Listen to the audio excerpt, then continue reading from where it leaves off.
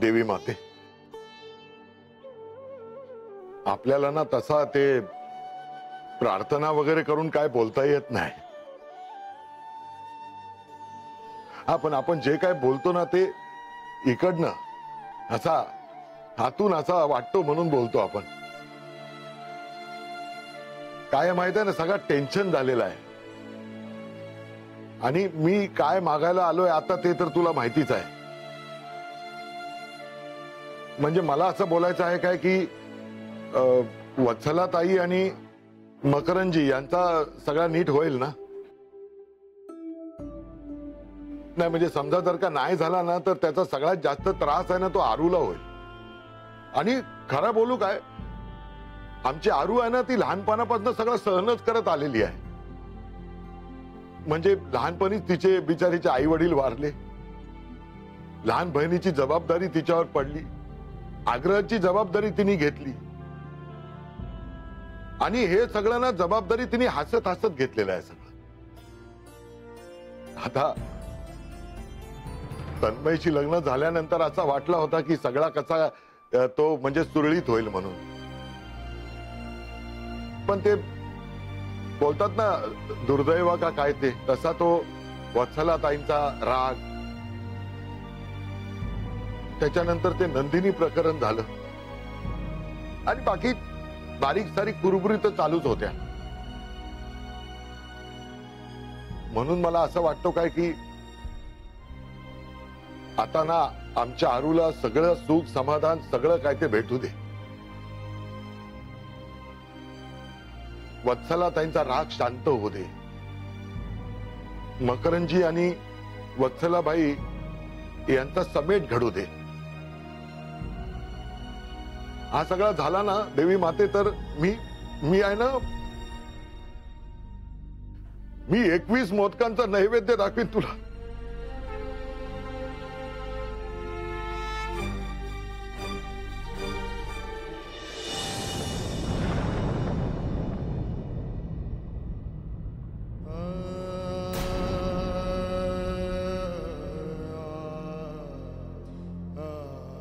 मी बसू इथे?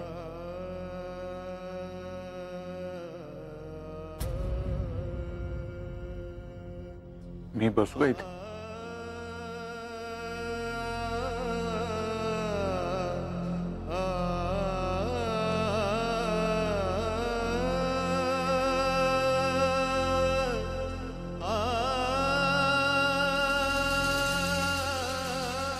मगाशी रागाच्या भरात यांच्याकडे नीट पाहिलंच नाही.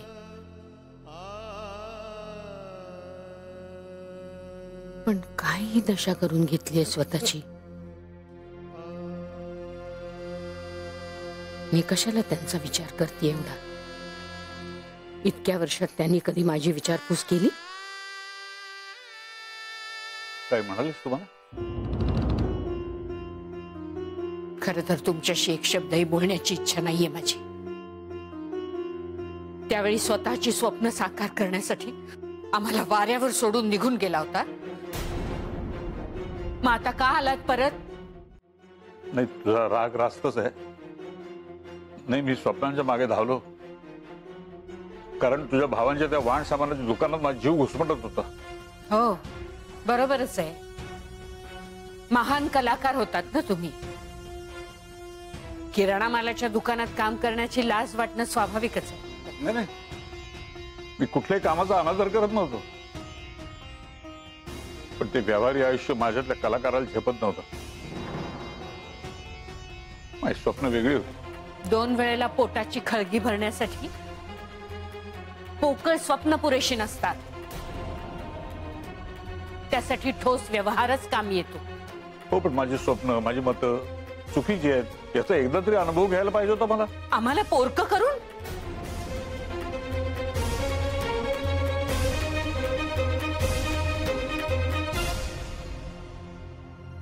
अगं, तू तुझ्याच माणसांमध्ये होतीस ना, म्हणून निश्चितपणे गेलो मी. त्यासाठी फक्त 6 महिने मागितले होते मी तुमच्याकडे. 6 महिने? कधी मागितले होते? अगं, असं काय करतेस? तू आणि तन्वी घरात असताना माझं पाऊल बाहेर पडलं असतं घराच्या. तू बाहेर गेल्यानंतर माझ्या कलेचं बोट धरून तुझ्या बाहेरच्या घरापासून बाहेर पडलो मी. त्यापूर्वी तुझं क्षमा मागणार आणि परवानगी घेणार पत्र लिहून ठेवलं तुम्ही तुझ्यासाठी. मिळालं नाही तुला ते? काही पत्र वगैरे मिळालेलं नाही मला. मी त्या दिवशी डॉक्टरांच्याकडे गेले होते. खूप चांगली बातमी घेऊन आले होते. तन्मयची चाहूल लागली होती मला. हे अधिकारी सांगितलंस तुम्हाला डॉक्टरांकडे चाललीस म्हणून? सगळं व्यवस्थित आहे याची खात्री पटल्यावर सांगणारच होते मी.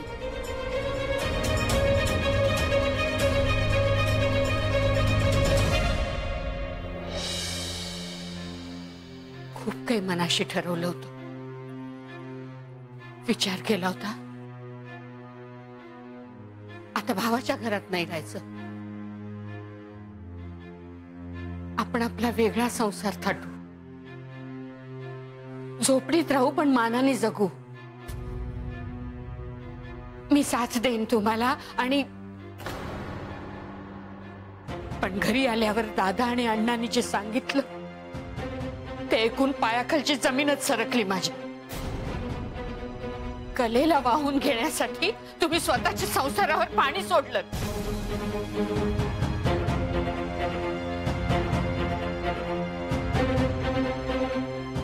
हे खोटं आहे. मी 6 महिन्यानंतर नक्की परत येईन, तुम्हाला दोघांना घेऊन जाईन इतकं स्पष्ट लिहिलं होतं मी त्या पत्रात. मला नाही मिळालं ते पत्र. नाहीतर जिथे तुमच्यातल्या मनस्वी कलाकारासाठी लग्नानंतर इतकी वर्ष दिली तिथे आणखी 6 महिने हाल नक्कीच सोसले असते मी. कमाल आहे, तुझ्या भावाने असं वागावं? तू तरी का नाही थांबलीस माझी वाट बघत?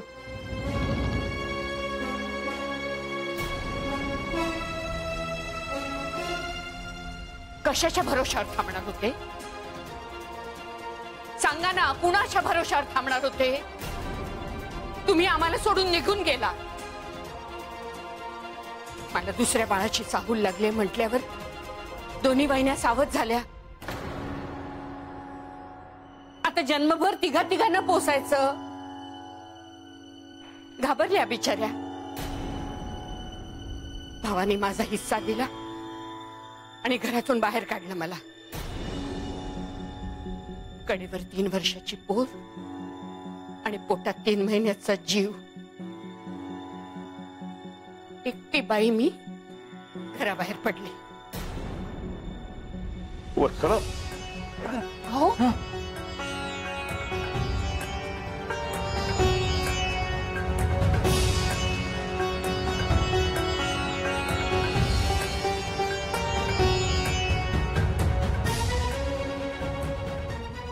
त्याच वेळेला ठरवलं यापुढे कधीही कुणासमोरही लाचार व्हायचं नाही. ताठमानेने जगायचं. मुलांनाही तेच शिकवायचं. स्वाभिमानाने जगायला शिकवायचं.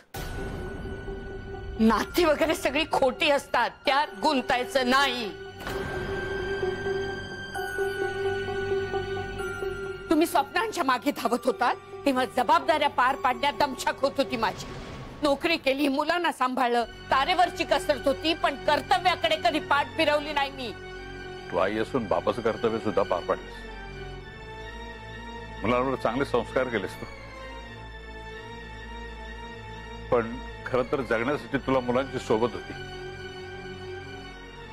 अक्षरशः एकटा पडलो. ते आयुष्य तुमचं तुम्हीच निवडलं होतं. मान्य आहे मला कलेच्या साधनेसाठी घर सोडलं, पण तिथे फक्त व्यवहारच होता. तो मला कधीच आयुष्यात जमला नाही.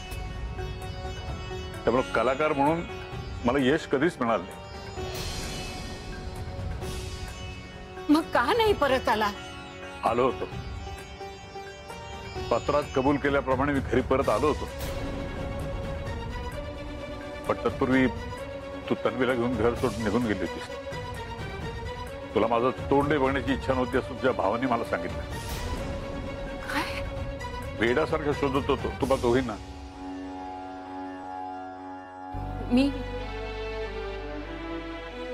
स्वतःचं माहेर सुटल्यावर पुण्यातच एक वेगळं घर घेतलं, अर्थात भाड्याने, आणि मागचं सगळं विसरून तिथे नव्याने आयुष्य सुरू केलं. आणि मी तुमची वाट बघत उरलेलं आयुष्य रेटत होतो. आज ना उद्या येशील म्हणून डोळे लावून बसलो होतो. तुझ्या बाहेरच्या घरापर्यंत तासन तास उभा राहायचो तुझी वाट बघत. तुला आणि तन्वीला मागे टाकून गेलो त्याबद्दल मी स्वतःला अनेक वेळा दूषण दिले, पण दैवानं सुद्धा फार कठोर शिक्षा दिली मला माझ्या वागण्याची. ना लग्न नाही केलं.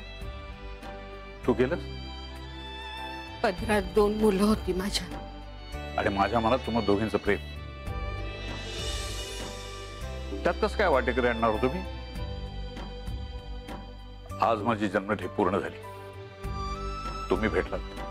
मी सुद्धा 30 वर्ष वनवास भोगलाय. माझी चूक खरंच मोठी होती, पण त्याची कठोर शिक्षा मला मिळाली. म्हणूनच तुला आणि मुलांना भेटून एकदा तुमची क्षमा मागायची होती. मला मोठ्या मनानं माफ नाही करणार. नशिबाने आपण एकत्र आलोय पुन्हा, पण मला आता ताटातूट नकोय. म्हणजे मला माझ्या कुटुंबात परत यायचं, तुमच्याकडे, आपल्या मुलाकडे, माऊलीकडे. माऊली? आरोही या पोरीला समजायला लागल्यापासून ती माझी लेक कमी, आई जास्ती समजायला लागली. खूप जेल आलं तिने. खरं सांगू, मी तिच्यामध्ये आपल्याला तन्वीला शोधायचो आणि माझ्यामध्ये ती तिच्या बापाला. गेल्या जन्माचे ऋणानुबंध आहे असं समजून जाईल, पण योगायोग बघ या जन्मात ती नातं निघालं. आता हा स्वर्ग सोडून कुठेही जायचं नाही मला. आणि परत गेला तर मात्र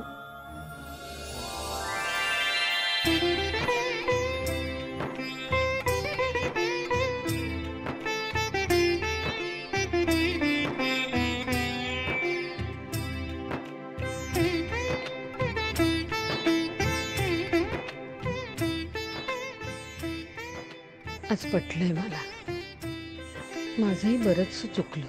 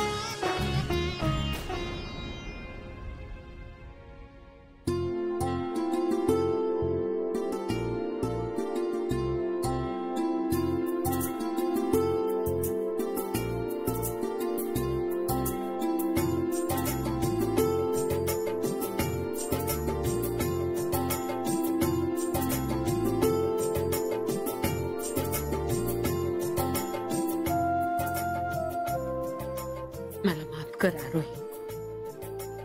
तुला नाही नाही ते बोलले मी. खर तर माझी गेल्या जन्माची पुण्याई म्हणून तुझ्यासारखी सून मिळाली मला.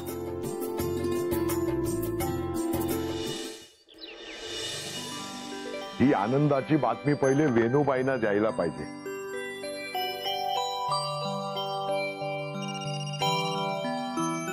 हॅलो वेणूबाई, मी बोलतोय.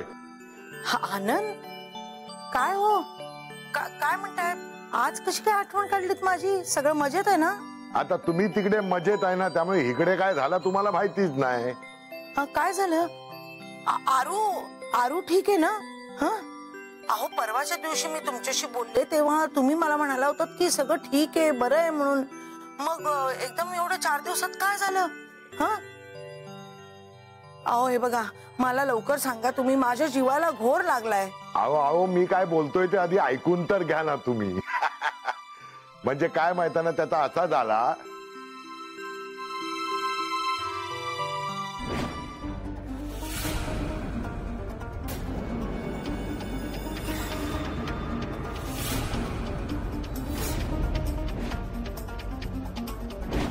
आग्र्यामधल्या सगळ्यांशी आपलं कायमचं नातं तुटलंय.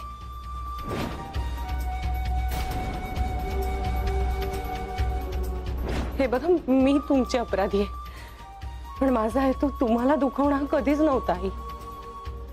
माझी फक्त एवढीच इच्छा. कोण आहेस तू? मी ओळखत नाही तुला.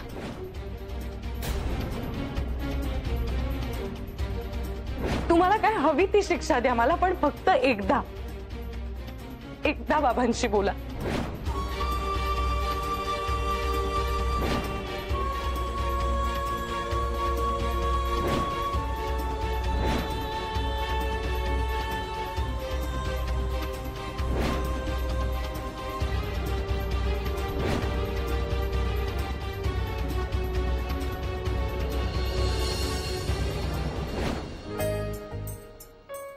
चला, देवीची कृपाच झाली म्हणायची.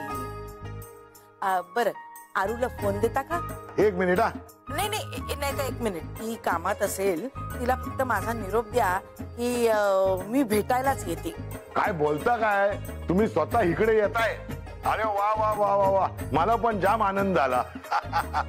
या तुम्ही या. वाट बघतो आम्ही.